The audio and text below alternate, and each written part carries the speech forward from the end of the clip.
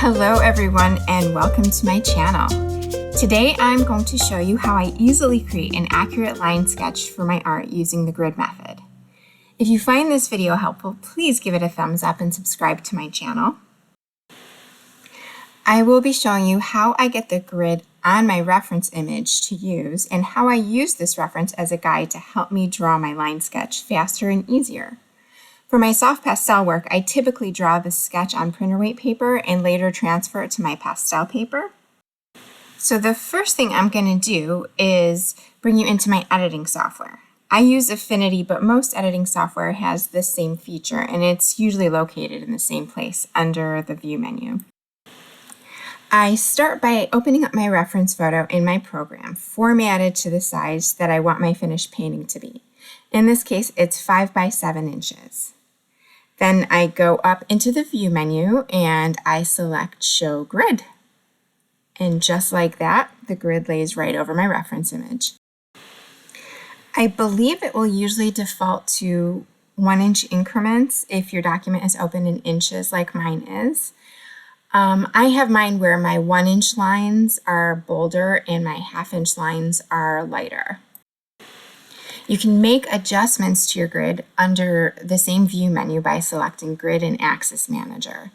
And this opens up a little box for you to make your changes to.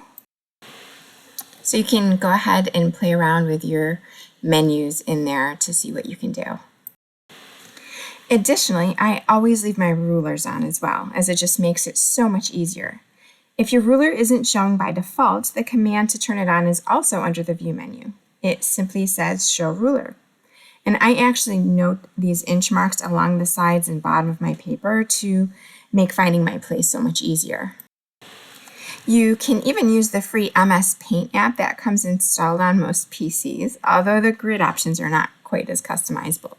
But you just open your image in Paint, zoom it back because it always opens too big, and then you go under the File menu to see your image properties just to make sure your document is open in inches.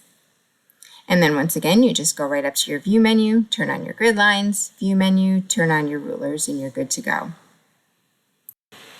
For some reason, Paint seems to do 1/2-inch grid lines, and I actually don't know how to adjust it.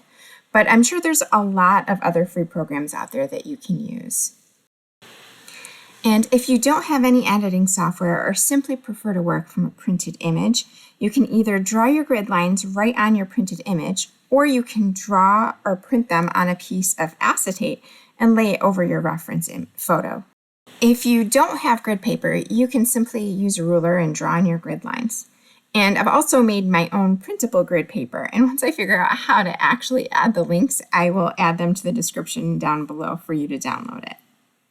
So I've put the gridded reference image in the bottom left corner so you can follow along, but I did speed this part up because it took me about 40 minutes to draw in real time. But I kept it slow enough for you to still clearly see what I'm doing. I also left in all my mistakes and erasures so you can see the full process. Plus, I wanted you to see why I don't do the drawing directly on my pastel paper.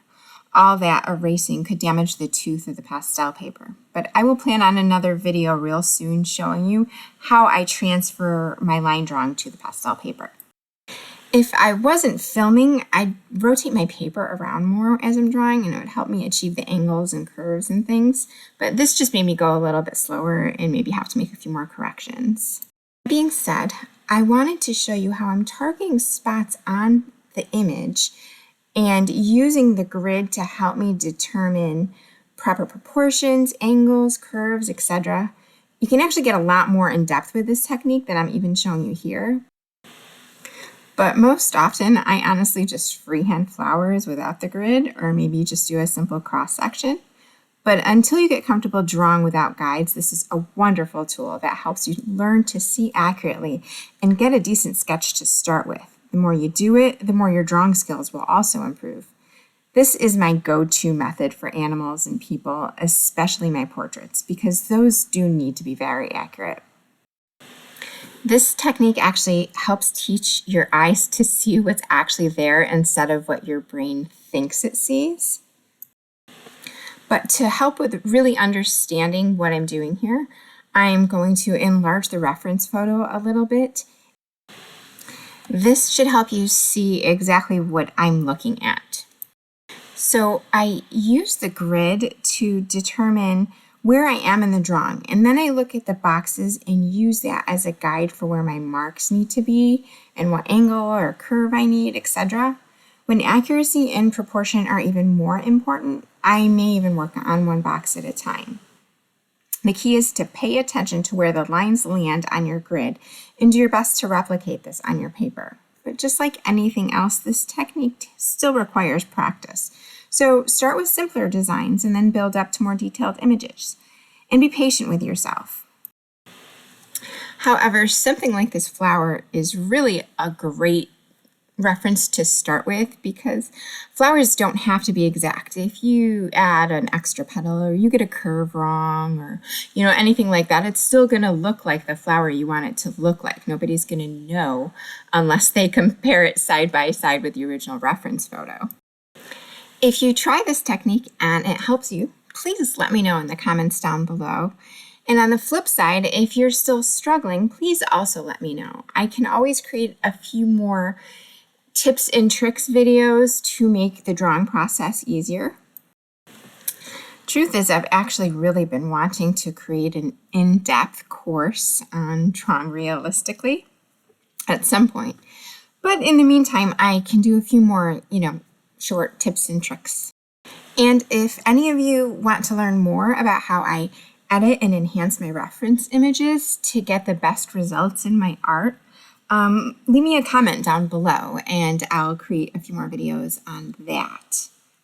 And if you have any questions about today's technique or if there's something else you want to see in the future, leave me a comment down below. If you found this video helpful, it would really mean a lot to me if you give it a thumbs up and subscribe to my channel. And of course, don't forget to hit the little bell icon so you get notified when I upload new videos. And please share this with your friends. I am working on lots more short tips like this and longer in-depth tutorials to come. I've got a bunch of soft pastel tutorials and how-tos coming, and we're almost done here. Although I did accidentally miss the last few seconds, but there is a still photo at the end. And once again, I thank you so much for watching. I hope you plan on tuning in again, and until next time, enjoy creating.